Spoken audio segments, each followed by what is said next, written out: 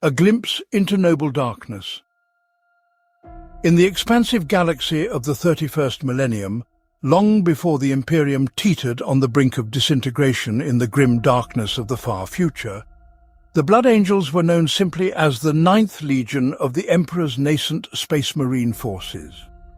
Their tale is at once heroic, tragic and deeply spiritual, intricately tied to the legacy of their Primarch Sanguinius, whose angelic form and martyr's fate would forever shape the Legion's ethos. While contemporary Imperial scholars may revere the Blood Angels mainly for their breathtaking martial prowess and the grim curses that afflict them, the prehistory of these noble warriors is equally vital to understanding their place in the tapestry of the Adeptus Astartes. Before the 9th Legion earned the name Blood Angels, and before the catastrophic events of the Horus Heresy, they existed in a state of transformation, culturally, genetically and spiritually.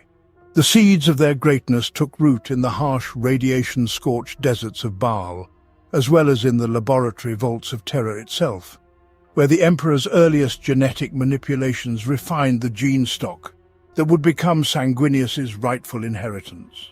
These early days bore witness to the forging of a brotherhood that knew both glory and heartbreak, tempered by the hidden flaws woven into their genetic code. In these chapters we shall delve into the deep past of the Blood Angels, unraveling the mythic sagas of Sanguinius's arrival on Baal, the rise of the 9th Legion under the Emperor's guiding hand, and the glorious yet treacherous triumphs they experienced during the Great Crusade.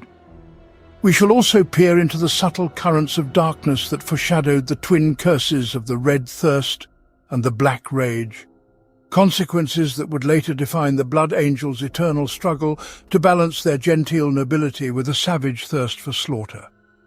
By examining this foundational era, one gains insight into the conflict, valor and heartbreak that forged what would become one of the most venerated and feared chapters of the Adeptus Astartes. Terra's first experiments, the cradle of the 9th Legion. Long before Sanguinius was found, the Emperor had commenced his grand plan to create the Legiones Astartes, each gene-coded from one of the 20 Primarchs, who in turn were gene-forged from the Emperor's own cellular material. During the tumultuous period following the unification wars on Terra, the Emperor and his gene rights worked feverishly in subterranean laboratories. Their goal was to craft a breed of transhuman warriors, perfectly honed to conquer the stars. Among the earliest prototypes were the gene seeds that would eventually give rise to each legion, but none so peculiar in composition as the one intended for the 9th. The details of how the 9th Legion's seed stock was nurtured remain partially obscured in myth. Some archivists suspect the Emperor made adjustments to these gene samples beyond what he did for other proto-legions, seeking to imbue them with certain uplifting qualities: beauty, grace, resilience, and an almost intangible spirit of hope in the face of adversity. These qualities might have been his attempt to refine a line of warriors capable not just of killing, but of inspiring. Over the centuries, hints of these modifications would surface in the slender build, refined features, and artistic sensibilities that many of the 9th's gene sons displayed. Yet the early 9th Legion was far from angelic in appearance. Without the stabilizing presence of their Primarch, the recruits who first bore the 9th's colors were savage and desperate, drawn from the dregs of Terra's techno-barbarian remnants. Recruited in the twilight of the Unification Wars, these proto-Astartes fought in brutal conditions, where cunning and raw ferocity outweighed the nobler attributes the Emperor had planned for them. If rumors can be believed, the 9th became notorious for surviving the worst assignments: rad zones, toxic wastelands, and heavily irradiated battlegrounds, often left where other legions dared not tread. Their durability bordered on the supernatural, though it came at a cost. Many early records suggest that these terror-born warriors displayed unusual bloodlust and an eerie inclination toward hunger for their foes. Possibly this was a precursor to the Red Thirst, a harbinger of the darkness that would later plague the Blood Angels. Despite these ominous markers, the Emperor pressed forward, recognizing that the 9th Legion excelled in fights that seemed impossible. In every war zone, they triumphed against renegade warlords and recidivist enclaves. Their unstoppable zeal, borderline reckless bravery and unyielding will to survive made them indispensable during the final pacification of Terra's wastelands. Still, the Emperor knew their true destiny could not be fulfilled until the Ninth Legion's Gene Father was recovered. A moment that would change everything for these grim-faced legionaries, who had known only bleak struggle in the name of unification.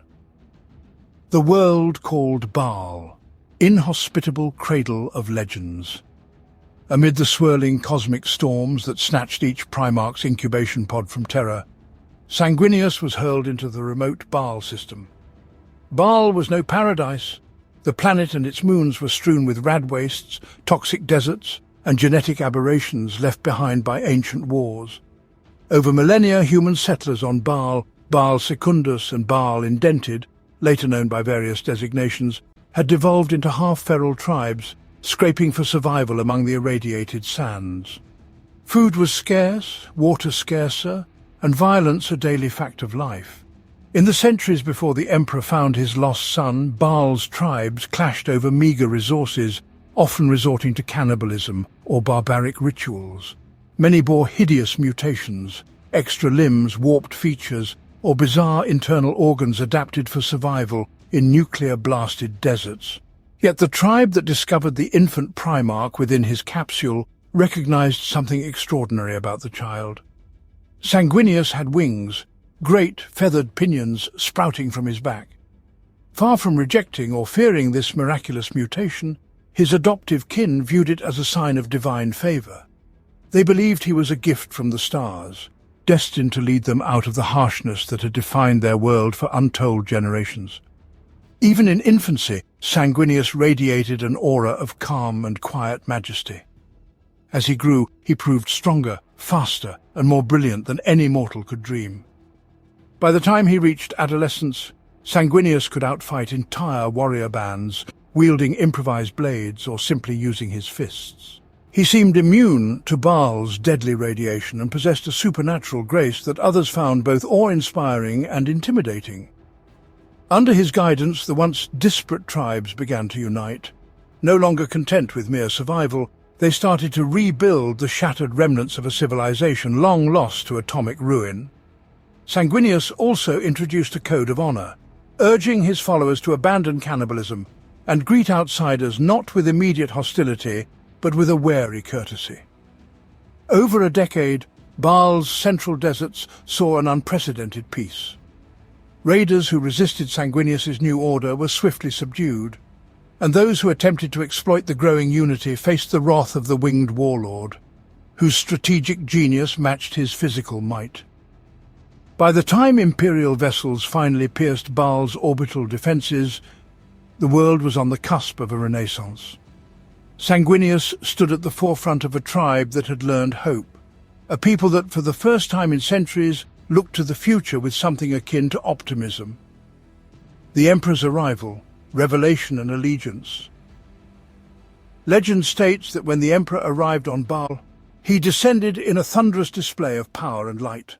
The locals, awed yet terrified, first believed some sky god had come to claim their world.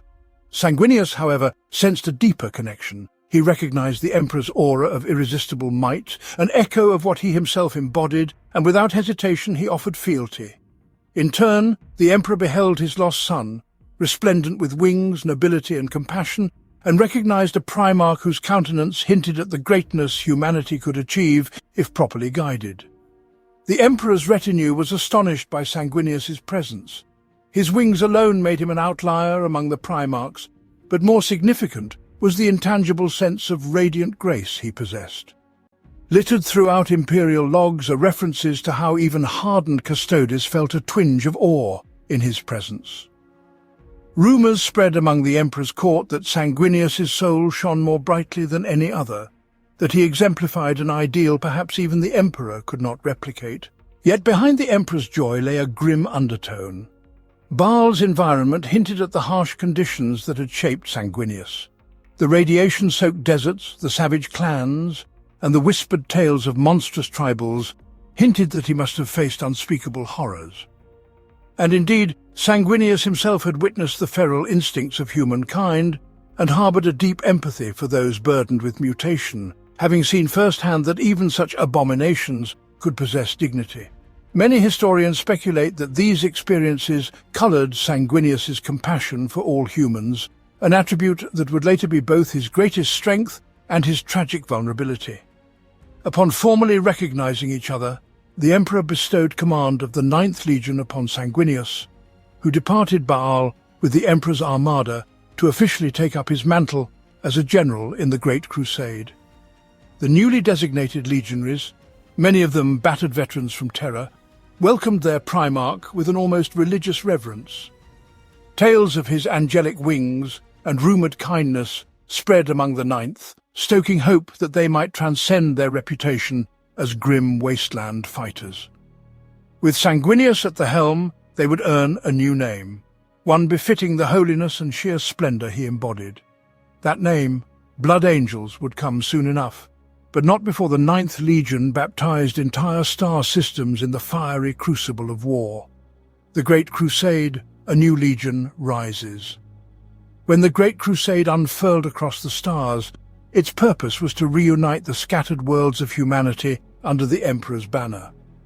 Each Primarch, once discovered, was tasked with leading his legion to victory over alien dominions, techno-barbarian enclaves, and heretical regimes.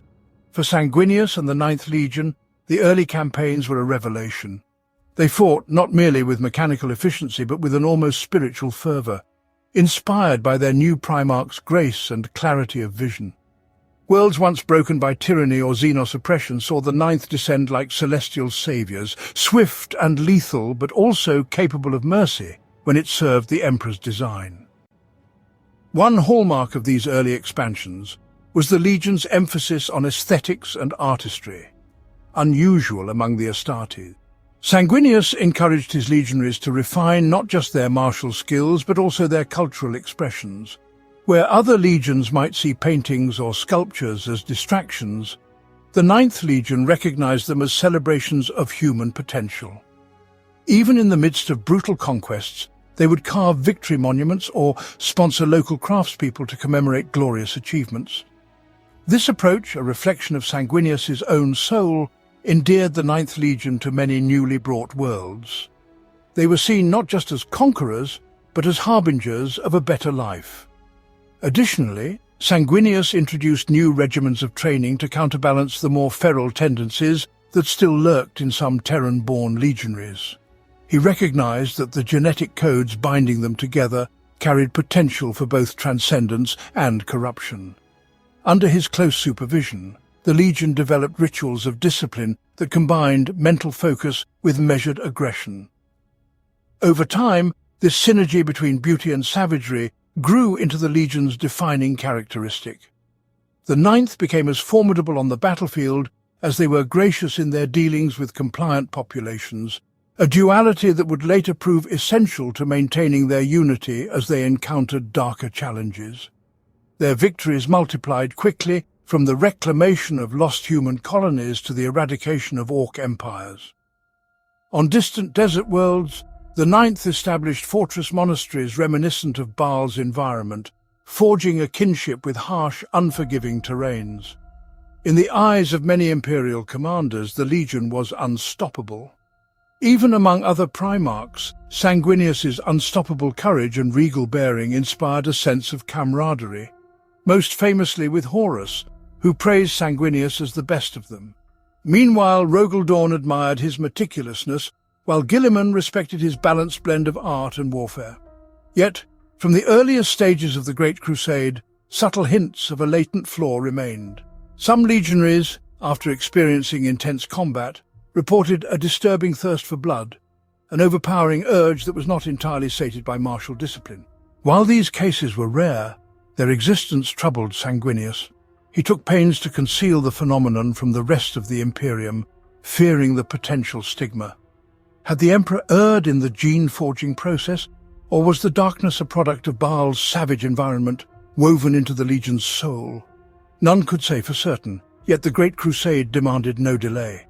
The 9th pressed on, forging one legend after another, without fully comprehending the shadow coiling within their own genotype. This mixture of luminescence and gloom would color the Blood Angels' destiny for better or worse, as they marched relentlessly toward the cataclysmic events of the heresy.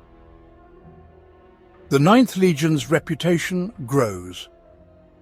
Across the ever-expanding borders of the Imperium, news spread of the Ninth Legion's grace and prowess.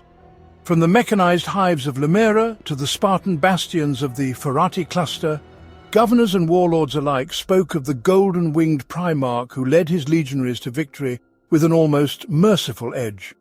The newly coined name the Blood Angels began to circulate among scribes in the imperial court, attributed to the Legion's distinctive red armor and a rumored tradition of anointing blades with the blood of fallen foes. Over time, Sanguinius embraced the appellation, seeing it as a reflection of both their martial zeal and the sacrificial spirit he wished to embody. The Legion's aesthetic sensibilities and Sanguinius's leadership style also resonated within the Imperium's cultural spheres. Artists flocked to produce sculptures and paintings portraying the angel, capturing him with luminous halos and pure white wings. Poets composed ballads lauding the Legion's compassion for conquered populations. Even certain priestly orders, though not openly worshipping Sanguinius, gently suggested that his very existence was proof the Emperor had truly wrought a godlike line of warriors. These whispers, though bordering on heresy, were stifled by the Legion's successes and Sanguinius's diplomatic humility. For his part, the Primarch often deflected overt adulation, redirecting praise to the Emperor and to the heroes within his own legion. Military alliances, too, were strengthened by the Ninth's shining example. Horus, newly crowned as War Master by the Emperor, welcomed Sanguinius's counsel in strategic matters. Rumor has it that Horus considered Sanguinius not just a comrade, but something akin to a surrogate brother who could match him in vision and ambition. Meanwhile, Fulgrim admired the Blood Angel's penchant for artistic expression, and Ferrus Manus begrudgingly respected the meticulous perfection they brought to each campaign. The synergy of these Primarchs often resulted in swift and decisive imperial victories, further feeding the cult of personality around Sanguinius. But in the hidden corners of the Ninth, a seed of unease sprouted. A handful of legionaries who had been at Sanguinius's side since Baal recalled that the planet's savage inheritance was not so easily cast aside. Strange episodes of bestial rage, fleeting blackouts on the battlefield, or inexplicable cravings still emerged in isolated incidents. Sanguinius began to suspect that these symptoms were more than isolated anomalies, that his gene line might be flawed, a ticking time bomb waiting to explode under the crucible of war. Torn between devotion to the Emperor and a desire to protect his sons, he chose to address these issues quietly, implementing more rigorous discipline and codifying spiritual rites to channel aggression in constructive ways. Unaware that this was only the tip of a far greater malevolent iceberg, the Imperium continued to celebrate the Blood Angels as paragons among the Astartes legions. They had not yet witnessed how far a single legionary could fall if the gnawing thirst truly took hold. Nor had they dreamed that an even deeper, more devastating madness lurked in the gene seed. For the time being, the Emperor's grand dream progressed, and the Great Crusade continued to expand the Imperium's borders, preparing the stage for both the Legion's greatest triumphs and the tragedy that would soon engulf them all. Seeds of darkness, forewarnings of tragedy. From the earliest days, subtle indicators of an impending darkness surfaced among the Ninth. Legionary apothecaries reported anomalies in the catalepsian node and homophagia organs unusual even by Astartes standards. After fierce battles, certain warriors displayed uncontrollable shaking, eyes glazed with primal hunger. Though the phenomenon often disappeared, replaced by the normal composure of a disciplined space marine, it left behind a lingering unease. Some apothecaries dubbed the condition a blood madness, while others suspected an inherited flaw from the genetic transference. Sanguinius did not turn a blind eye. Utilizing his own formidable intellect, he personally oversaw attempts to isolate the cause. He and his closest advisors instituted rigorous training and meditation regimens, designed to harness the might of the Legion without letting them slip into unbridled carnage. Newly devised rituals, some symbolic, others purely psychological, aimed to fortify the Marine's sense of self. Chaplains appeared within the Legion's command structure to lead liturgies that emphasized nobility, self-sacrifice, and loyalty to the Emperor's light. These traditions would later become cornerstones of the Blood Angels' culture, giving them a monastic devotion that separated them from many other legions. Despite the veneer of control, whispers spread among the Ninth regarding the cursed cravings. Stories abounded of entire squads going berserk in the face of overwhelming odds, dispatching foes in a crimson fury. In the aftermath, such squads reportedly knelt in silent shame, their once brilliant eyes dulled by guilt. Sanguinius's reaction to these accounts was consistently empathetic, never harsh punishment. He believed fervently that any darkness could be redeemed by the light of noble action. Perhaps his own empathy became both a strength and a potential weakness. Love and compassion defined the Ninth, yet these qualities might struggle to contain an unholy thirst for blood if it grew too strong. During the latter phases of the Great Crusade, some legionaries encountered the influences of chaos in newly discovered systems. Heretical cults on backwater worlds spoke of warp-born powers that fed on blood and primal violence, further hinting that the Ninth's darkest impulses could be exploited by malevolent forces. While the Emperor had prohibited in-depth study of chaos's nature, Sanguinius recognized that ignorance was no shield. He quietly ordered his best librarians to investigate how warp taint might catalyze any genetic predispositions. Unsurprisingly, the more they discovered, the more they realized they understood little. The warp existed outside normal physical laws, and if indeed the Ninth harbored a latent predisposition to savage cravings, warp powers could intensify it 1,000-fold. Still, the threat remained abstract, overshadowed by the relentless demands of conquest. World after world swore fealty to the Imperium as Sanguinius led his beloved legion forward. With the Emperor's blessing and Horus's strategic coordination, no foe seemed invincible. Few outside the Ninth perceived any sign of underlying corruption. In fact, to the wider Imperium, the Blood Angels stood as beacons of stability, paragons of chivalric virtue that mirrored the Emperor's glorious dream for mankind. Yet time would prove that darkness once sown could not be contained indefinitely. A grand betrayal loomed, and the Ninth's partially hidden flaws would soon erupt in cataclysmic fashion. Unity with Horus, bonds of brotherhood and rivalry. The relationship between Sanguinius and Horus, the favoured son and newly minted Warmaster, was critical to the strategic success of the Great Crusade. From the moment the Emperor declared Horus first among equals, Sanguinius wholeheartedly supported his brother's ascent, showing not a shred of envy. Their fraternally deep bond had been forged in multiple campaigns, from the scorching desert world of Tarathion to the labyrinthine citadels of the Avenor Straits. In every theatre, the synergy between the Lunar Wolves, later the Sons of Horus, and the Blood Angels was legendary, combining methodical aggression with high-speed precision. Horus prized Sanguinius for his unwavering loyalty, as well as his ability to inspire entire planetary populations to welcome imperial compliance. On multiple occasions, the Warmaster allowed Sanguinius to spearhead negotiations with rebellious governments, confident that the Angel's regal charm might succeed where brute force would merely invite protracted war. This approach spared countless lives and resources, winning hearts across newly compliant realms.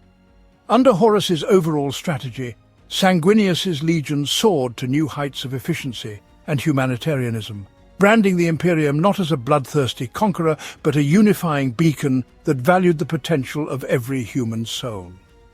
Yet their camaraderie also featured an undercurrent of tragic foreshadowing.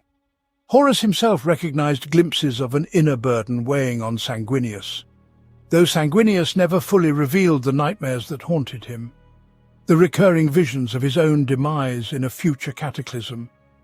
He occasionally confided in Horus about an unnamed fear.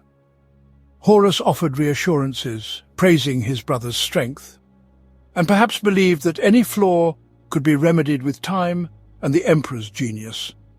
Had events gone differently, perhaps Horus might have confronted or mitigated the Blood Angel's hidden curses.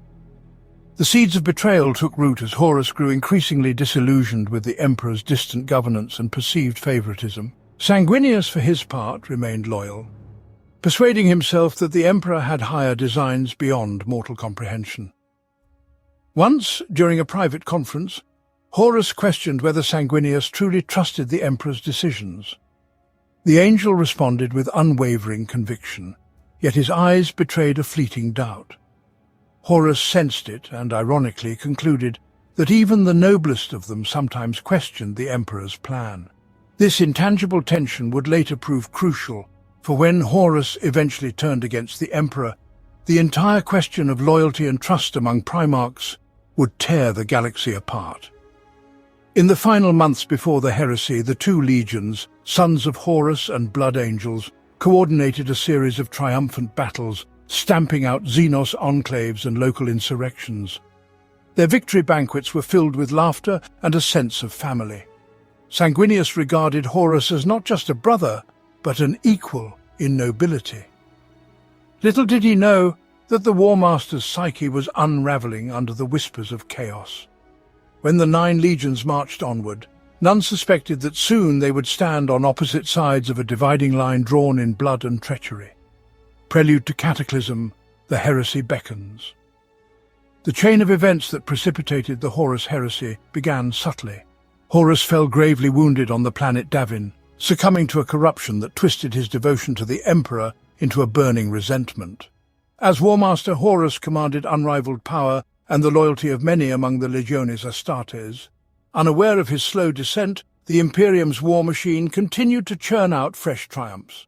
Sanguinius, leading the 9th Legion into new conquests, received only fragmented reports of Horus's condition and subsequent miraculous recovery. Soon, rumors spread that Horus had begun altering the Crusade's directives, making alliances with questionable powers and engaging in clandestine operations behind the Emperor's back. Worried by these rumors, Sanguinius attempted to reach out, only to receive cryptic replies.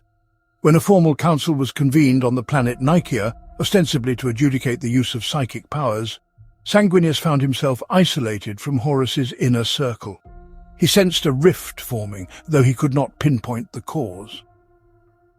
Meanwhile, the Emperor seemed preoccupied with deeper projects, including an arcane undertaking rumoured to be the Webway project on Terra. The labyrinthine politics of the Imperium overshadowed open communication, leaving Sanguinius in the dark even as tensions within the Crusade soared. In these troubled times, the hidden curses of the 9th Legion flared unexpectedly. Several companies, exhausted by consecutive campaigns, reported an epidemic of berserker-like episodes. Entire squads had to be restrained after battle. Searching for solutions, Sanguinius dispatched his most trusted apothecaries to Terra, hoping they could glean advanced gene therapies from the Emperor's own laboratories. But Horus, now largely in control of the flow of information, diverted or delayed these envoys. By the time the apothecaries reached Terra, they found the Emperor secluded, the imperial bureaucracy in disarray, and no tangible assistance forthcoming. On the eve of open rebellion, Sanguinius mustered the Blood Angels for what he believed would be a push into an Orc empire that threatened multiple frontier worlds. Instead, his legion received an urgent summons from the Emperor. Horus had turned traitor, along with several other legions. A storm of heresy now boiled across the Segmenta. The Master of the Imperium ordered Sanguinius to join the Loyalist legions, assembling to contain the growing insurrection. Shocked, devastated, yet fiercely determined to uphold his oath, Sanguinius turned from the frontier to the heart of the Imperium, feeling the crushing weight of betrayal. The stage was set for the deadliest civil war in humanity's history. The horrors of the Horus heresy, the 9th in crisis. When the heresy erupted in full, it caught many loyalist Primarchs unprepared. Horus had already converted a substantial portion of the Legiones Astartes, forging alliances with unthinkable forces of chaos to sweep away centuries of imperial progress. In the early waves of conflict, the Blood Angels were dispatched to quell traitor forces rampaging across multiple war fronts. At first, Victory seemed achievable. The Ninth, renowned for their unstoppable assault tactics, repeatedly drove back traitor elements in spectacular displays of valor. Yet these successes came at a cost, as the red thirst grew stronger in the face of unrelenting slaughter. On world after world, the Blood Angels beheld the twisted horrors of chaos corruption. Once proud Astartes, clad in armor defiled by runes of dark gods, unleashed warp-spawned monstrosities upon the Loyalists. Worse still, the confrontation with such nightmares magnified the unspoken flaws within the Ninth's gene seed. In the crucible of terror and anger, more and more Blood Angels succumbed to unholy bloodlust, tearing traitor Marines limb from limb with primal savagery. Sanguinius, though proud of their valor, recognized a terrifying truth. Their foe thrived on madness and despair, and his sons seemed perilously close to that edge. As the heresy continued, a phenomenon emerged that would later be dubbed the Black Raid. Disturbing accounts surfaced of entire squads believing themselves to be Sanguinius fighting at Terra, reliving visions of battles not yet fought. The line between reality and prophecy blurred. Some psychic ripple from the warp, or possibly a reflection of Sanguinius's own foreknowledge of events, seeped into their minds. These afflicted legionaries fought with the strength of the damned howling Sanguinius's name, oblivious to any command. While they proved terrifyingly effective, their sanity was irreparably lost. Determined to preserve the legion's cohesion, Sanguinius created specialized formations to manage those driven to mania. He entrusted spiritual guardians, soon called chaplains, with guiding or at least containing the afflicted. Meanwhile, the Ninth advanced closer to Terra as the war escalated. Sanguinius, fully aware that Horus's ultimate target was the Emperor's seat, prepared for the final confrontation. Beneath his stoic exterior, he feared that the seeds of darkness sown in the Legion's prehistory would now bear the bitterest fruit, especially if Horus exploited their vulnerabilities. Yet the angel would not waver from his duty. If the Emperor needed him, then he would be there no matter the personal cost. The Siege of Terra, apex of sacrifice. In the culminating stages of the heresy, Horus led his traitor legions in a massive assault on Terra itself.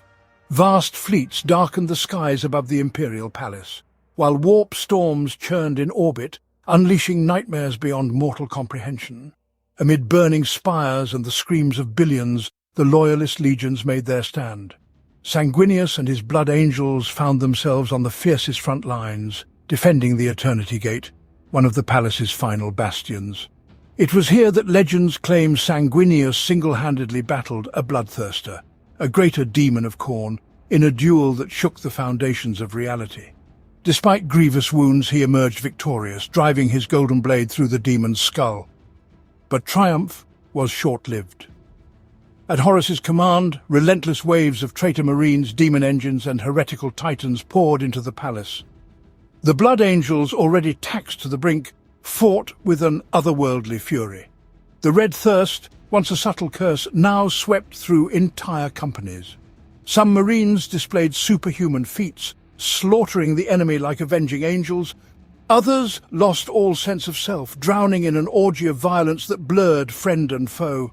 Chaplains roamed the barricades, chanting litanies of discipline, trying desperately to keep the Legion from turning on itself. Sanguinius moved through the chaos with an unearthly glow, rallying his faltering sons at each critical juncture. Each time his wings were sighted, the morale of the Loyalists soared. Even the common defenders of Terra took solace in the vision of the angel fighting for them. Yet ominously, Sanguinius sensed the warp's malevolent gaze fixed upon him. Visions of his own demise plagued him nightly, intensifying in the last days of the siege. Some accounts suggest he foresaw that Horus himself would deliver the fatal blow. In the final hours, the Emperor boarded Horus's flagship, the Vengeful Spirit, determined to confront his fallen son.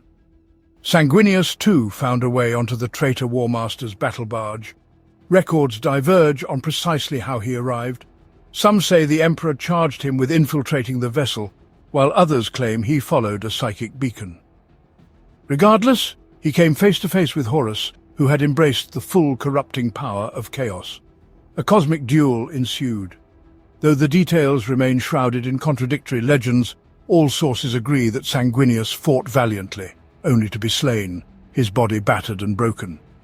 Yet in that final stand, he managed to crack Horus's armor, paving the way for the Emperor's last confrontation and subsequent victory, albeit at a devastating cost. Aftermath and scouring, the Legion's transformation. The Emperor's victory over Horus effectively ended the heresy, but at a dreadful price. The Emperor himself was mortally wounded and interred within the Golden Throne. The loyalist Primarchs who survived were left to rebuild an Imperium in shambles. For the Blood Angels, the loss of Sanguinius was an almost unbearable sorrow. Their spiritual father, who had guided them with compassion and valor, was no more, and the red thirst's hold over them intensified. Grief and guilt intermixed with an unquenchable fury, leading to a surge in black rage cases among the Legion. During the great scouring that followed, in which loyalist forces hunted down remnants of traitor legions, the Blood Angels threw themselves into battle with reckless fervor. Some historians argue that this was their way of coping with the anguish of Sanguinius's death, channeling their heartbreak into annihilating the heretic. Yet every campaign left more and more Blood Angels consumed by madness. Chaplains struggled to keep pace, establishing secret enclaves for those lost to the Black Rage, where they would be used as shock troops in the direst battles. The Legion began to codify elaborate funeral rites for fallen warriors, hoping to preserve dignity even when their final hours were spent in a frenzy of slaughter. Perhaps the most significant structural change to the Legion, soon to be known as a chapter, came with the second founding. By decree of the newly ascendant Lord Regent, Guilliman, the remaining loyalist legions were broken down into smaller chapters to prevent any single force from wielding too much power. The Blood Angels therefore spawned various successor chapters, each inheriting Sanguinius's gene seed and, tragically, the curse that accompanied it. Despite the fragmentation, the newly formed Blood Angels chapter retained custody of Baal, and thus preserved the spiritual heart of Sanguinius's legacy. In the immediate decades after the heresy, the Blood Angels reorganized their leadership. Brother Sergeant Ascaelon and others who had stood close to Sanguinius oversaw the creation of the Sanguinary Guard, an elite cadre of warriors charged with upholding the memory of the angel. Ceremonies evolved to revere Sanguinius almost as a martyr saint, though official imperial doctrine forbade any insinuation that a Primarch was divine. The new chapter master, Dante, legendary in his own right, would eventually steer the Blood Angels through future crises. But the scars of the heresy and the death of Sanguinius would forever mark them with an air of tragic nobility. Cultural codification, the birth of rituals and iconography. In the centuries following Sanguinius's martyrdom, the Blood Angels refined a rich tapestry of rituals and lore. Their armor, originally a deep crimson, now bore gilded accents and stylized wing motifs.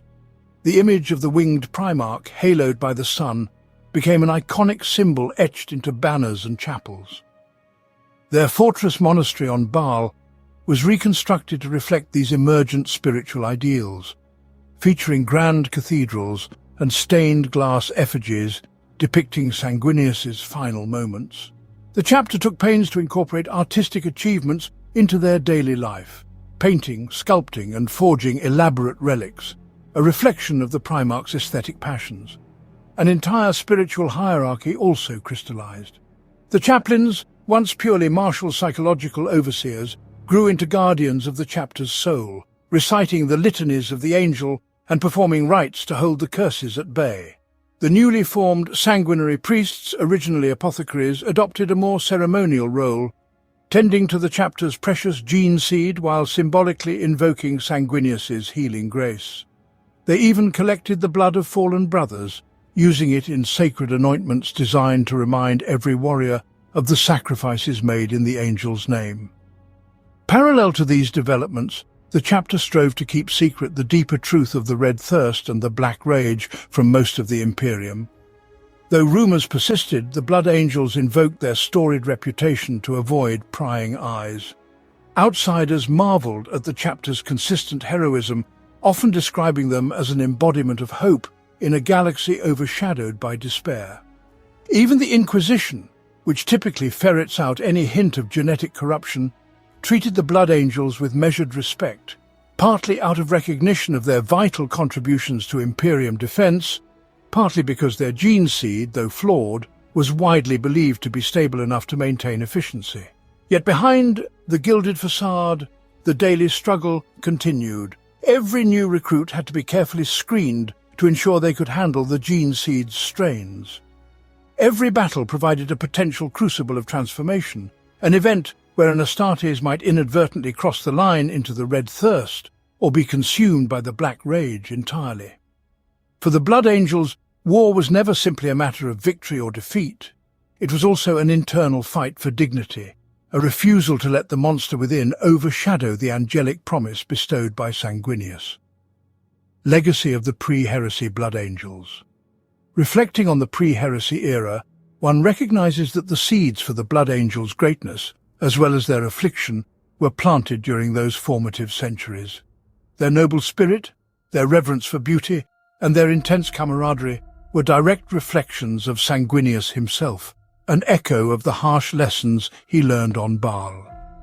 Simultaneously, the Red Thirst and Black Rage sprang from genetic manipulations that either the Emperor or cosmic destiny had imposed upon the Ninth Legion. The friction between these two extremes, angelic grace and predatory hunger, would shape their entire history. In modern times, the Blood Angels stand as an enduring testament to the complexities that define the Adeptus Astartes. They are simultaneously revered for their unmatched courage and pitied for the curses they bear. Their penchant for heroic last stands, exemplified by events like the devastation of Baal and countless other campaigns, both lionizes them in imperial records and underscores the precarious balance they fight to maintain. For scholars seeking the heart of the chapter's mythos, it is clear that everything circles back to the days when Sanguinius first set foot on Baal, forging the hopes of his people despite the wasteland around them, and later when he inherited a legion of terror-born survivors that he transformed into paragons of honor. In the centuries after the heresy, the Blood Angels continued to evolve, forging alliances with their successor chapters, forging bonds with other loyalist legions, and forging an unbreakable vow to stand by the Emperor's side, no matter the price. Their story is one of eternal struggle, a push and pull between light and darkness, between artistry and brutality, between angelic aspirations and the all-too-human thirst for blood. And so, as one studies the great tapestry of the Imperium, the legacy of Sanguinius and his Ninth Legion remains a luminous thread woven through shadows, reminding humanity that even in the darkest hours, there exists a capacity for transcendent beauty and self-sacrifice. The eternal angelic struggle. The prehistory of the Blood Angels is thus a tale of contradictions, of a Primarch born in a hellish desert, yet radiating celestial grace, of legionaries renowned for their nobility even as they harbour a savage thirst, of an Imperium poised to conquer the galaxy, only to be consumed by a civil war that tested the very foundations of loyalty. Within the layers of this tapestry lies the essence of what the Blood Angels have always been, a force of unmatched splendor and vicious might, waging a perpetual war both without and within. From the moment the infant Sanguinius was discovered in the Baal wastelands, destiny shaped the path of the Ninth Legion. Their earliest hours were marked by extraordinary triumphs in the name of unity and human potential, guided by the Emperor's golden vision and Sanguinius's heartfelt devotion. Yet even at their peak, the seeds of doom lurked in their genetic code. The heresy exposed the Legion's deepest vulnerabilities, pushing them to the brink of spiritual collapse. Through sacrifice, heartbreak, and a shared commitment to rise above their baser instincts, the Blood Angels endured. In the millennia to come, the Imperium would face uncountable dangers: the rampaging hordes of chaos, the all-consuming tyrannids, the reawakening Necron dynasties, and more. Yet the sons of Sanguinius remain a bulwark against the dark, forever ready to sacrifice themselves that humanity might live another day. Their pre-heresy history, rooted in adversity and shaped by an angel's guiding hand, stands as the bedrock of their identity. No matter how far they roam, no matter what nightmares assail them, they never forget Baal's scorching sands or the first noble truths imparted by Sanguinius. That hope can bloom even in the most barren desert. That beauty can flourish side by side with horror, and that true heroism emerges when one stands against the demons within as fiercely as against the monsters without. Thus ends this long arc of the Blood Angels' prehistory, a legend that illuminates the path they still walk.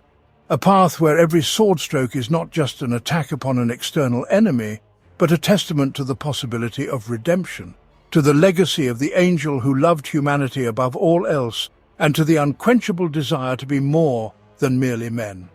Forever do they carry the memory of Sanguinius in their hearts. Forever do they strive to be worthy of the wings he wore, even as their dark thirst gnaws at the edges of their souls. And in that eternal endeavour they find the raw, luminous essence of what it means to be blood angels. The shadow descends, setting the stage. In the grim darkness of the far future, every star in the night sky is a potential theatre of battle, and every planet is a potential fortress waiting to be besieged. The Imperium of Man, vast though it may be, stands precariously on the edge of oblivion, beset by innumerable foes who strike without mercy.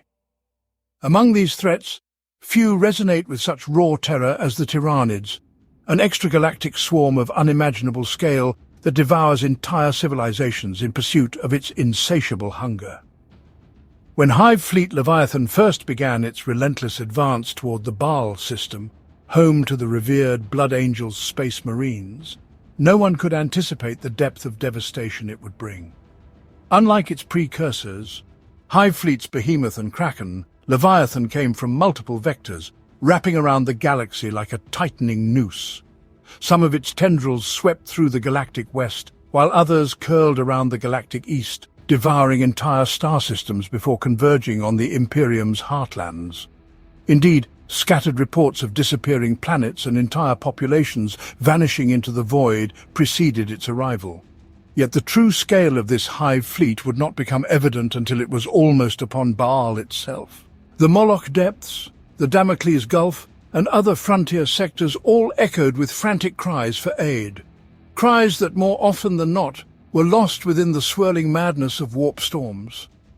A Hive fleet, to those unfamiliar with Tyranids, may appear as little more than a vast swarm of xenoships. But to those who have witnessed its horrors firsthand, it is recognized as a singular organic entity, controlled by the hive mind, a gestalt consciousness of colossal psychic power. Every bioship and every creature within the swarm operates as an extension of this alien intellect, melding its own will into the greater design. The Tyranids adapt rapidly, evolving new biological weapons and defensive traits to counter the strategies of their prey. Their primary objective is always the same: to consume all living matter on a planet, harvesting genetic material, biomass and resources before moving on to the next feast. Standing in stark defiance of this approaching doom, the Blood Angels and their successors prepared themselves for a confrontation that would test the very limits of their martial prowess and spiritual resolve. Long known for their elegance, nobility and devotion to artistic perfection, the sons of Sanguinius also harbour dark secrets in their gene legacy. These curses, known as the Red Thirst and the Black Rage, twist their nobility into a lethal fury under extreme stress, risking the possibility that the chapter might unravel at the worst possible moment. As warp storms intensified across the galaxy, sowing chaos and cutting off entire sectors from reinforcements, the Blood Angels found themselves increasingly isolated. Lines of communication flickered with static and ephemeral warp echoes. Astropathic messages arrived garbled, if they arrived at all. The Adeptus Mechanicus, engrossed in its own struggles to maintain Forge worlds and keep them free from alien predation, could offer only limited aid. In the face of this impending crisis, Chapter Master Dante realized that the only path forward was to gather every possible resource, call upon every successor chapter loyal to Sanguinius, and fortify Baal to withstand a siege of incomprehensible magnitude. Thus, the stage was set for a battle that would define the future of the Blood Angels, forever altering not only their own legacy, but also the fate of the wider Imperium. A shadow had descended upon Baal, an all-consuming hunger, coalescing at the system's edge, waiting to strike. The Blood Angels understood that if Baal fell, the Imperium would lose one of its most stalwart defenders, and with it a beacon of hope in an age dominated by darkness. Baal and its importance. Baal was once a moderately habitable planet, its landscapes partially terraformed in the distant past. However, ancient catastrophes, some say radiation wars, others whisper of unknown Xenos conflicts, reduced much of its surface to a radioactive desert. Against this backdrop of crimson dunes and toxic dust storms, the Blood Angels built their fortress monastery, converting the harsh environment into a crucible where recruits were tested and refined. Over millennia, Baal Prime became synonymous with the austere and unyielding character of the chapter itself. Despite these inhospitable conditions, Baal is imbued with deep spiritual significance for the Blood Angels. It was here that their primarch, Sanguinius, first set foot after being scattered across the galaxy by the machinations of the ruinous powers. Raised among the rad-scarred tribes of Baal, Sanguinius brought unity and enlightenment to its barbarous wastelands, shaping the planet's people into a proud and disciplined society. When the Emperor eventually rediscovered his angelic son, Sanguinius took the tribes of Baal with him into the stars, forming the foundation of what would become the Blood Angels' Legion.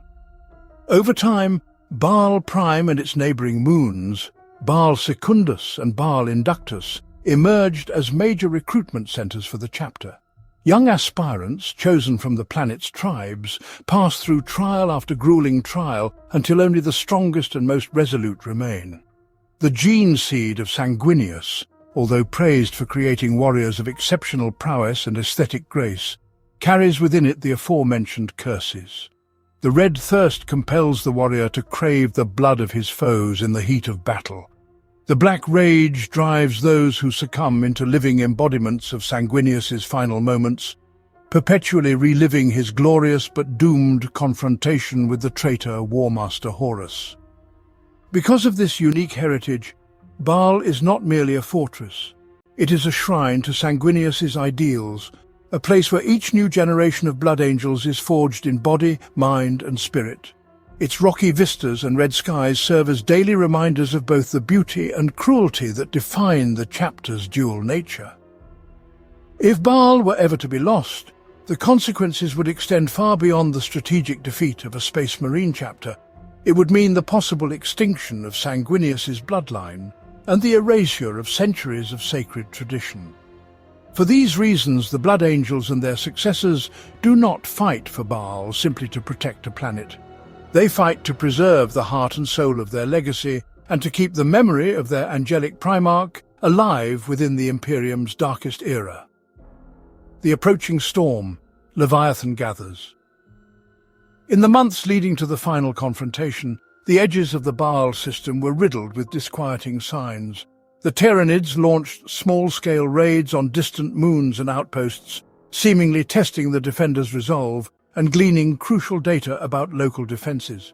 These preliminary assaults, often carried out by reconnaissance bioforms like gin-stealers and lictors, infiltrated or preyed upon isolated bastions before retreating into the void. Such attacks, while individually minor, eroded the Blood Angels' sense of security and forced them to stretch their resources, as each satellite, supply depot or civilian settlement had to be garrisoned. As these skirmishes multiplied, astropathic beacons began to fail, their signals lost amid the roiling warp storms. Isolated warp routes flickered out of existence or became perilous to navigate, allowing Leviathan to envelop entire sectors with disconcerting ease. Even the venerable librarians of the chapter, well versed in channeling psychic might, found themselves buffeted by the intangible dread that accompanies a Tyranid advance. This phenomenon, known as the shadow in the warp, occurs when the hive mind's psychic presence smothers all other psychic activity, disrupting communication and sowing anxiety among defenders. Chapter Master Dante, renowned across the Imperium for his wisdom and centuries of leadership, recognized that Baal would be the apocalyptic target of this enormous hive fleet. The Tyranids had previously tested the mettle of the Ultramarines at Macragge with Hive Fleet Behemoth, and Kraken had riven its way through multiple chapters in the eastern fringes. Now, Leviathan, with its horrifying adaptability and colossal swarms, sought the rich gene seed of the Blood Angels, potentially looking to assimilate their unique genetic traits to craft even more fearsome bioforms. Determined to deny the Xenos their prize, Dante summoned every successor chapter that bore Sanguinius's blood. Word reached the flesh-tearers, angels in carmine, angels sanguine, and others, each battered by their own wars but unwilling to ignore a call to defend the hallowed ground of their spiritual home. The journey to Baal proved treacherous. Many fleets were scattered or delayed by warp storms, arriving later or in smaller numbers than anticipated. Some were attacked mid-transit by Tyrannid splinter fleets, forced to break off or retreat. Nevertheless, a slow but steady trickle of reinforcements continued to arrive, each group bearing its own tales of war and sacrifice. By the time the full might of Leviathan started to coalesce at the system's outskirts, Baal was defended by a patchwork coalition of Sanguinius's heirs, together with whatever Imperial Navy vessels could be spared. They stood ready, outgunned, outnumbered yet resolute, knowing full well that this might be their final battle. Mustering of the successors. When Dante first sent out his summons, there was no certainty as to who would heed it and in what strength they could come. The flesh-tearers, led by the ferocious chapter-master Gabriel Seth, arrived in a ragged but defiant fleet. Their chapter, notoriously close to losing itself to the Red Thirst, was desperate to prove its worth and protect the legacy of Sanguinius. Where the Blood Angels embody a certain regal poise, the flesh-tearers are infamous for their visceral savagery and their readiness to fight tooth and claw until nothing remains of the enemy. It would be no exaggeration to say that many among the Blood Angels regarded the flesh-tearers with a mixture of unease and pity, fearing that their cousins might ultimately succumb to madness. Additional successor chapters converged from distant corners of the galaxy, each with its own storied traditions and battle-scarred veterans. The Angels, in carmine, arrived aboard battered strike cruisers, their hulls still adorned with the marks of prior engagements against Orc freebooters. The Angels sanguine, secretive in their rituals, contributed solemn companies of assault specialists who carried relics believed to be touched by Sanguinius himself. Others, such as the Angels Vermilion and the rarely seen Lamenters, sent what forces they could spare, though many of these chapters had been heavily diminished by campaigns against other Tyrannid, Splinters, or the predations of chaos. As these disparate forces came together in orbit around Baal, old rivalries and tensions inevitably resurfaced.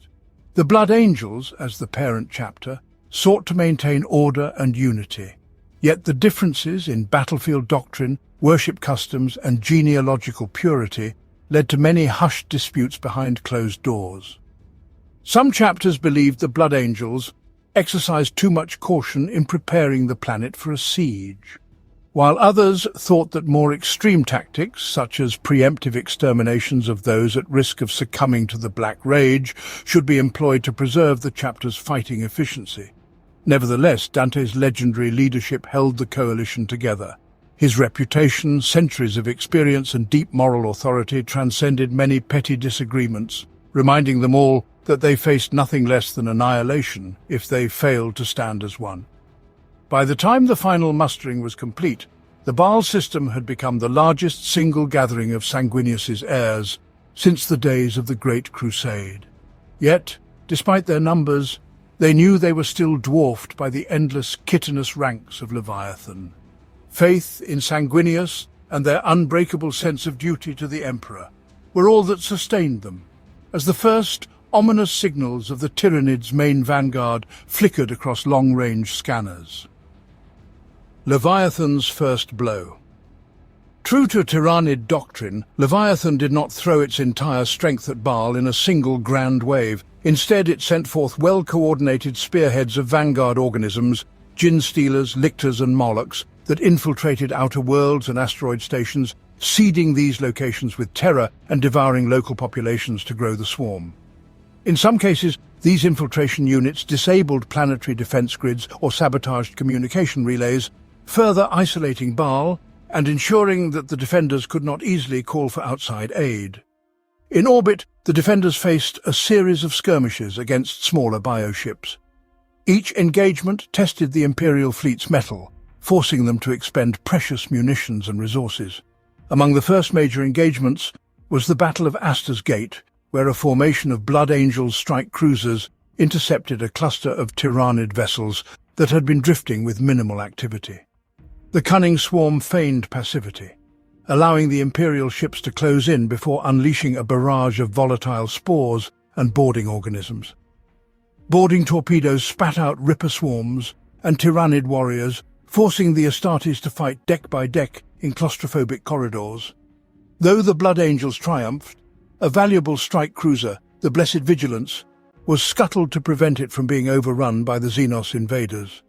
Beyond these initial clashes, the defenders rapidly discerned that these were merely testing actions, a method for the hive mind to gauge the Imperium's response times and adapt accordingly. As more and more Tyrannid bioships began to cluster at the system's edges, the tension rose palpably. Auger arrays detected the presence of monstrous capital ships, living behemoths capable of launching entire subfleets on their own. Each new emergence of biosignatures heralded further waves of lesser craft, forming a near-constant influx of fresh horrors ready to assault Baal from all sides. Realizing the necessity of a measured defense, Dante and his aides established fallback points throughout the system. The outer moons were assigned heavy artillery batteries and garrisoned by mixed contingents of Astartes and Imperial Navy armsmen. Baal Secundus, once a prime recruiting ground for the chapter, was turned into a secondary fortress replete with labyrinthine trench networks and hidden kill zones. All the while, the great fortress monastery on Baal Prime underwent final preparation, its mighty walls and automated gun emplacements readied for a final showdown that many believed would be the most decisive battle the Blood Angels had ever fought. Preparing the planetary defences, defending Baal itself, forced the Blood Angels and their allies to adopt a hybrid warfare approach, blending classic Astartes mobility and shock assault with traditional siege fortification methods. Unlike the swirling campaigns of the Great Crusade or the targeted strikes against Chaos warbands, here the Blood Angels would stand on their own soil, determined to protect every inch from the Tyrannid swarm. Tech Marines and chapter serfs worked around the clock to expand Baal Prime's static defences.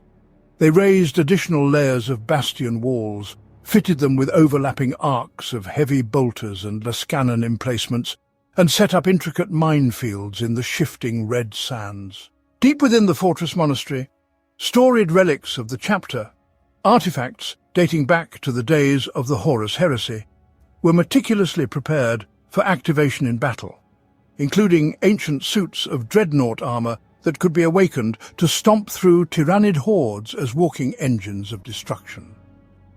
The desert terrain, blasted by solar radiation, proved a mixed blessing.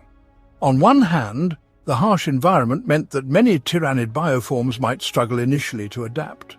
On the other, once the swarm established enough spore chimneys and capillary towers, the ecosystem would quickly transform in the Tyrannids' favour. Aware of this, the Blood Angels laid out special denial zones, areas rigged with incendiary charges and phosphor weaponry meant to scorch away Tyrannid creepers and keep them from taking root. Sweeps by jump pack assault squads would be carried out regularly in an attempt to cleanse any emergent Xenos growths before they could spread. Throughout this build-up, camaraderie and tension coexisted among the Allied forces.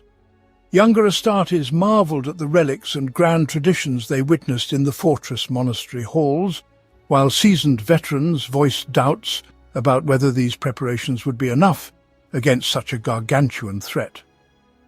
Rumours circulated about the scale of the Tyrannid fleet. Some claimed it was larger than any in history. Others insisted it was an offshoot of an even greater Leviathan lurking beyond the galactic rim. In this heady mix of dread and determination, the Blood Angels solemnly vowed to hold Baal or perish upon its crimson sand, and so they tightened every bolt, loaded every magazine, and waited for the swarm's arrival with grim resolve. The Great Rift and isolation. Even as the Tyrannids closed in, the galaxy itself seemed to conspire against the defenders. The formation of the Great Rift, An immense tear in the warp, known as the Cicatrix Maledictum, split the Imperium in half. Unprecedented storms and warp surges raged across entire sectors, making warp travel extraordinarily dangerous and astropathic communications sporadic at best. As a result, fleets that Dante had hoped might bolster Baal's defense were trapped on the far side of the rift, or else consumed by random warp anomalies. For the Blood Angels, this cosmic upheaval evoked haunting parallels to Sanguinius's last stand aboard the Vengeful Spirit during the Horus Heresy, when he faced the War Master Horus isolated from the Emperor's main armies. Every day brought fresh reports of worlds succumbing to demonic incursions or being swallowed by the unstoppable currents of chaos. The Baal system itself experienced heightened warp turbulence, occasionally distorting local gravity wells, interfering with sensor arrays, or causing unpredictable psychic phenomena. Librarians struggled to maintain stable wards against the creeping darkness, while psychers of lesser disciplines succumbed to migraines or worse. Amid this swirling mayhem, Dante's anxiety grew. The chapter master knew that even the mightiest fortress could fall if the swarm was large enough, persistent enough, and cunning enough. Without external relief forces or the support of major crusade fleets, Baal risked standing alone against a foe that recognized no concept of retreat or mercy. Nevertheless, the Blood Angels refused to yield to hopelessness. Their Primarch's example burned bright in their hearts, reminding them that heroism often shines most brilliantly in the midst of utter despair. Survival, let alone victory, appeared slim, but in the Imperium's darkest hours, duty is often the only guiding star left. The invasion begins. Finally, with monumental inevitability, Hive Fleet Leviathan unleashed its opening salvo on Baal. In orbit, sensors lit up with contact alerts as Tyrannid bioships, ranging from the Gargantuan to the Insectoid, pushed en masse into weapons range. The Defender's capital ships, including the formidable Omnis Angelus and various strike cruisers, formed a defensive cordon in an attempt to deny the Xenos any landing zones. Yet the swarm's numbers were astronomical, with wave after wave of lesser bioforms acting as living shields for the more valuable, larger vessels behind them. In a demonstration of Tyrannid adaptability, advanced spore mines and living ordnance were launched to overwhelm Imperial point defense systems. Some of these organic payloads exploded in acidic bursts, corroding hulls and shorting out electronics.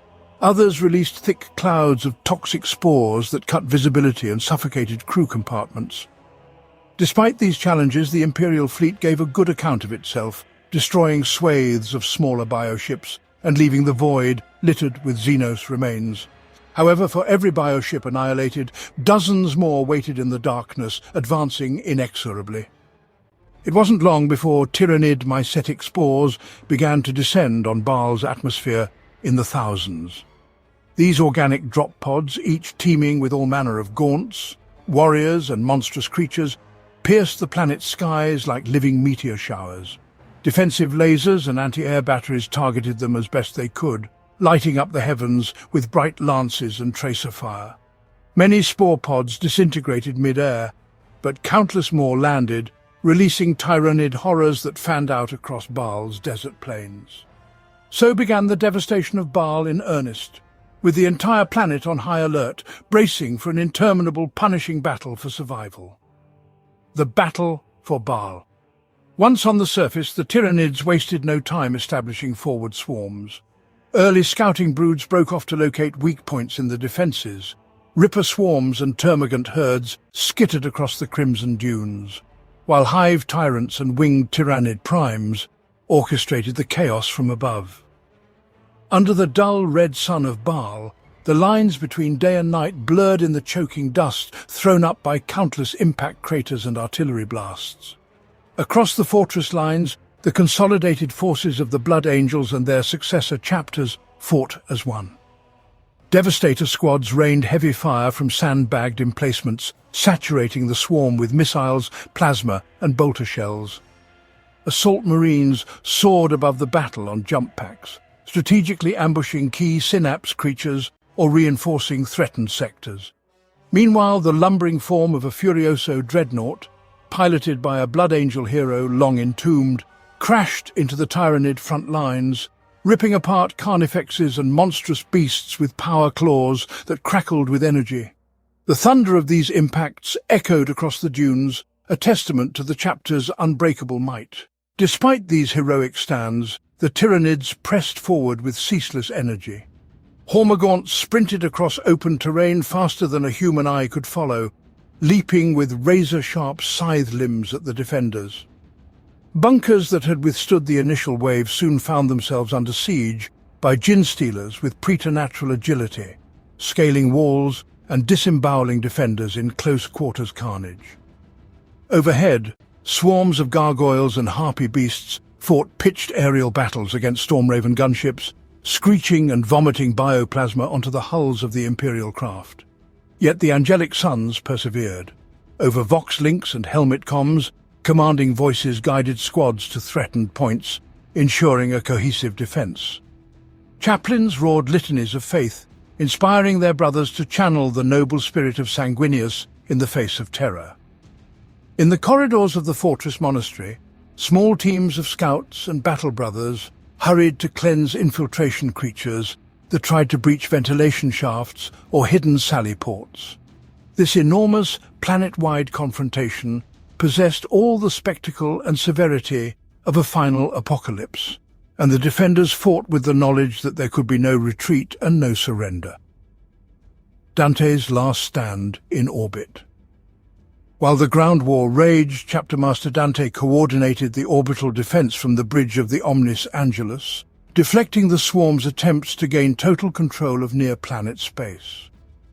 He was mindful that, should the Tyranids solidify orbital superiority, they could simply overwhelm Baal with an unending deluge of spore pods, biobombs, and planetary-scale biological weapons.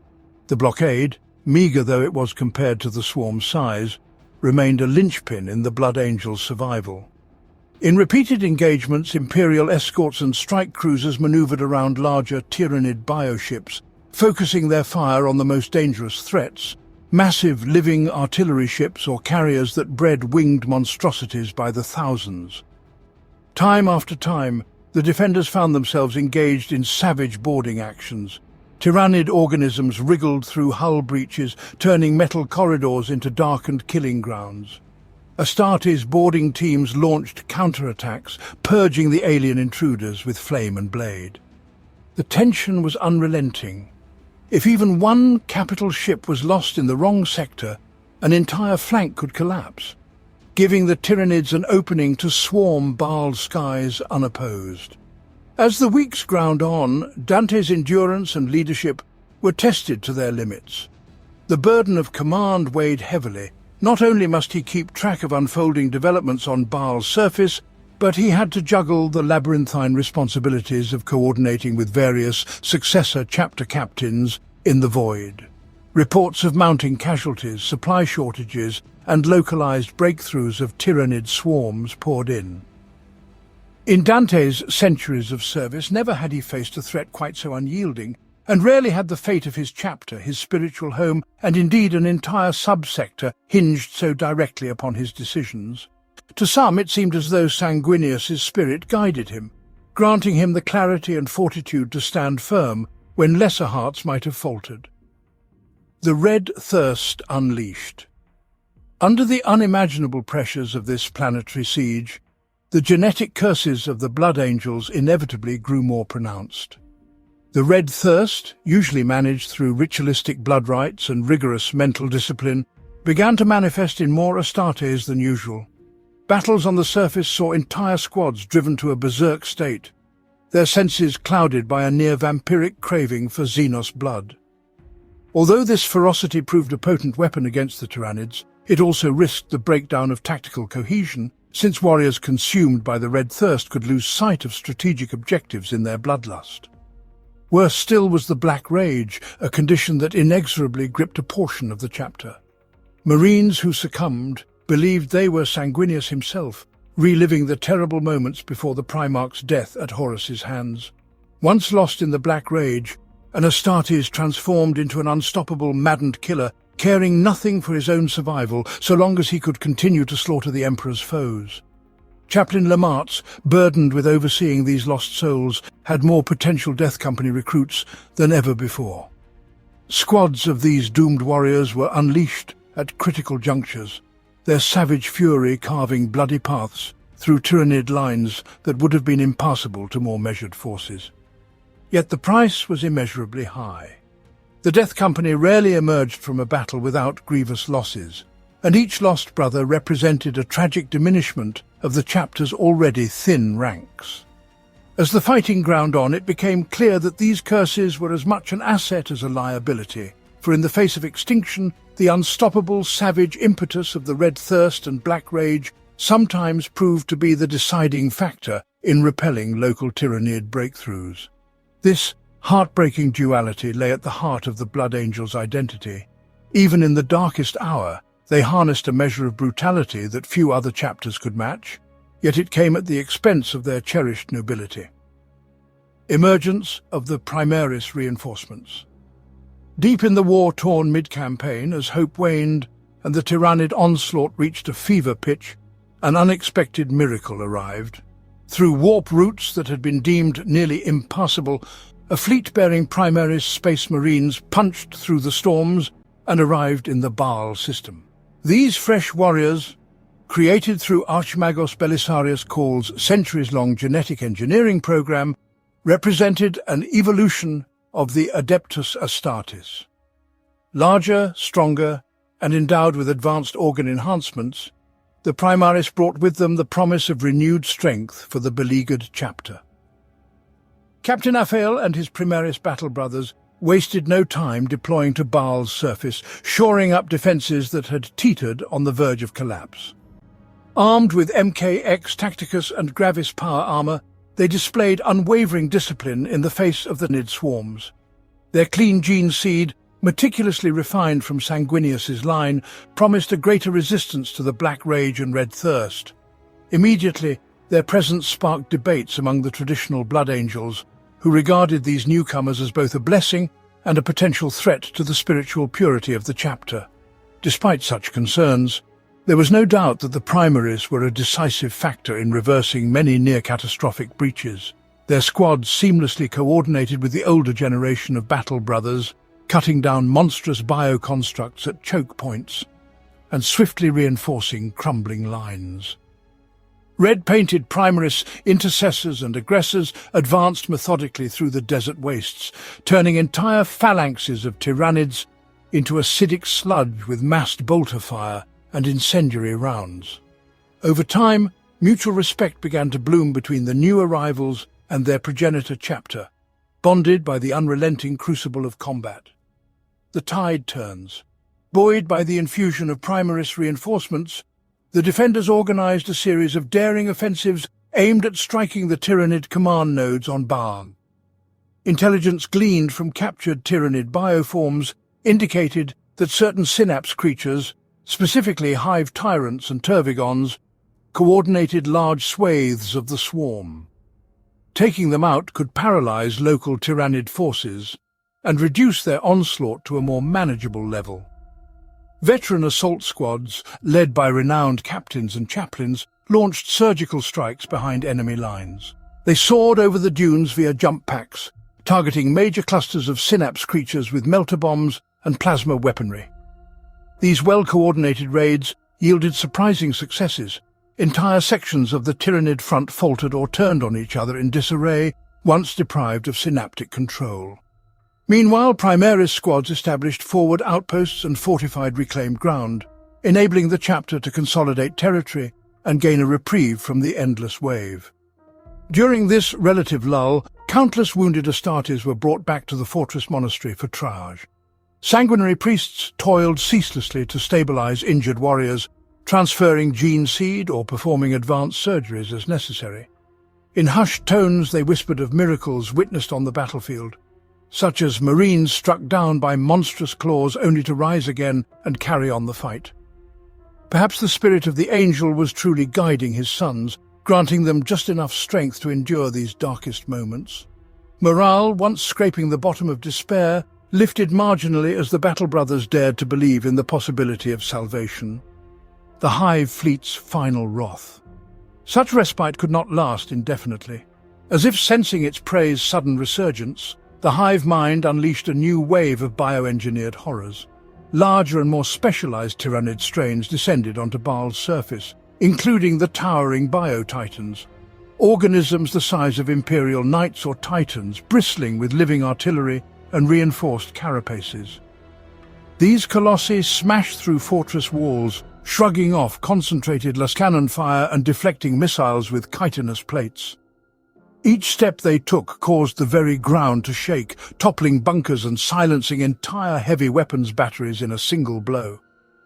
At the same time, swarm lords, ancient hyper-intelligent tyrannid war leaders, coordinated the swarm with uncanny precision, guiding the savage hordes to exploit every gap or weakness in the imperial lines.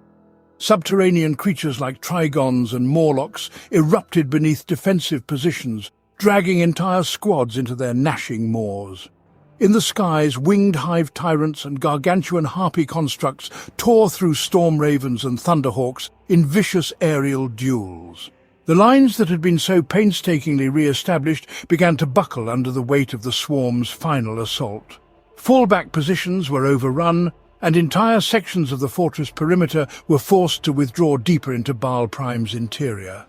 Secondary lines of defense, hastily constructed using rubble and wrecked vehicles, became the new front.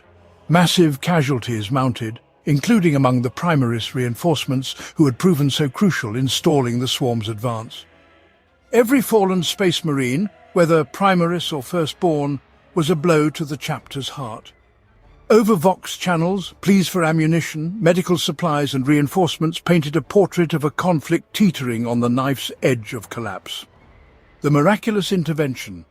Just as all seemed lost when the Tyrannids appeared poised to deliver the coup de grace to Baal, a remarkable turn of events unfolded. Long-range auger signals detected a sudden reorientation within the invading swarm. Certain massive bioships disengaged from their orbital battles, pulling back from the system's edges. Command nodes on the planetary surface hesitated or withdrew, and some tyrannid organisms simply went feral, turning on one another in aimless violence. The defenders at first suspected this to be a ruse, yet the phenomenon persisted, and in multiple sectors the Tyrannids unaccountably broke off from combat. Reports from beyond the Baal system soon trickled in with wild rumors of a new cosmic turmoil or another major conflict drawing the hive mind's attention. Some whispered that a monstrous warp entity had engaged parts of Leviathan, forcing the Tyrannids to divert resources. Others credited the arrival of the Great Rift for interfering with the swarm's synaptic network on a galactic scale. A more superstitious fraction among the Blood Angels believed fervently that Sanguinius himself had interceded from beyond mortality to spare his sons at their darkest hour. Whatever the exact cause, it provided a precious reprieve. Dante seized the opportunity, ordering a massed counteroffensive. The Blood Angels' successor forces and Primaris Marines advanced, ruthlessly annihilating pockets of Tyrannids that no longer had leadership or direction. Landspeeders and bike-mounted squads roved across the deserts, mopping up stragglers. Orbital platforms regrouped and turned their lances on fleeing bioships, cutting them down before they could escape into deep space. What once seemed like an inevitable subjugation of Baal, at the claws of Leviathan, transformed into a confused retreat for the Tyrannids, granting the defenders a stark, surprising survival. Aftermath of the Devastation. When the Tyrannid presence finally subsided, Baal's surface was an apocalyptic wasteland. Smoking craters, cratered bunkers and the remains of gargantuan bioconstructs littered the desert. Once stately spires of the fortress monastery had collapsed, and entire subterranean layers were flooded with Tyrannid ichor and toxic spores. Yet miraculously, Baal still belonged to the Blood Angels. Survivors emerged from hastily constructed Medicae stations and secure vaults, blinking in disbelief at their improbable deliverance. Tech Marines assessed the damage, passing grim judgments on the state of orbital defenses. Sanguinary priests spent countless hours recovering gene seed from the fallen, careful to preserve every last drop of Sanguinius's essence. At Dante's side, captains of the various successor chapters convened to take stock of their losses. Many chapters had been reduced to a fraction of their pre-invasion strength, some verging on extinction.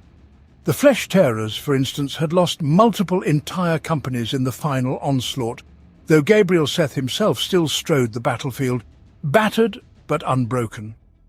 The newly arrived Primaris Marines, too, had suffered grievously, yet their resilience and advanced physiology had allowed them to endure the conflict slightly better than some expected. Despite the sorrow and the haunting toll, there was a palpable feeling of renewed unity. Having faced the brink of destruction together, the Blood Angels and their successors found common ground in their shared legacy and mutual sacrifice. Where once there had been only suspicion or rivalry, there now blossomed a sense of brotherhood solidified by the thunder of bolters and the shrieks of dying Xenos. The significance of the devastation. In many ways, the devastation of Baal stands as a defining moment in the modern saga of the Imperium. Had the Tyranids succeeded in claiming Baal, the shockwaves would have rocked humanity's morale for centuries to come. Entire subsectors would have been left vulnerable, their defenders robbed of a stalwart ally. Moreover, the Hive fleet might have evolved Tyranid bioforms integrating elements of Blood Angel's gene seed, creating new nightmares that could have ravaged entire regions uncontested. But the Blood Angels' successful, if tenuous, defense of their homeworld demonstrated that the Imperium, while battered by the Great Rift and on the verge of disarray, could still marshal defiance against the galaxy's most horrifying perils. This victory became a rallying cry for other chapters and war-torn planets, offering a glimmer of hope in an epoch overshadowed by gloom. It showed that faith, courage and sacrifice remain potent weapons in an era of unrelenting war, particularly when wielded by those who carry the blood of the angel in their veins. For the Blood Angels themselves, the devastation of Baal forced a reckoning with their own genetic destiny. The arrival of the Primaris Marines opened questions about whether their curses might one day be transcended or mitigated. Tensions simmered among the older generation, who feared a loss of identity or tradition. Yet the possibility of a more stable gene seed offered a rare spark of optimism for a chapter that had long battled the slow decay of its purity. As they sifted through the ashes of Baal, the Blood Angels found themselves poised upon the threshold of a new chapter in their timeless legacy. Consequences for the Blood Angels. With the Tyranid threat temporarily abated, the rebuilding efforts began in earnest. Baal's scorching deserts had become graveyards for both man and monster, necessitating extensive decontamination operations to eradicate Tyranid spores and prevent the emergence of new broods. Armored columns, led by tech marines, crisscrossed the dunes, purging residual nests and ensuring that the ground itself would remain hospitable to the chapter's aims. Amid these trials, the spiritual revival of the Blood Angels proceeded. Chaplains and sanguinary priests redoubled efforts to unify the older generation and the Primaris recruits. New rites were introduced to honor those lost in the battle, forging a sense of continuity between the ancient traditions of Baal and the new era heralded by the Primaris gene seed. Within the fortress monasteries, crypts and halls, ceremonies paying tribute to fallen heroes rekindled the chapter's deep-seated belief in Sanguinius's guiding hand. On the political and strategic front, Dante's role underwent a significant transformation. Guilliman, the resurrected Primarch of the Ultramarines and newly instated Lord Commander of the Imperium, recognized Dante's unmatched leadership and bestowed upon him the title of Regent of the Imperium Nihilus.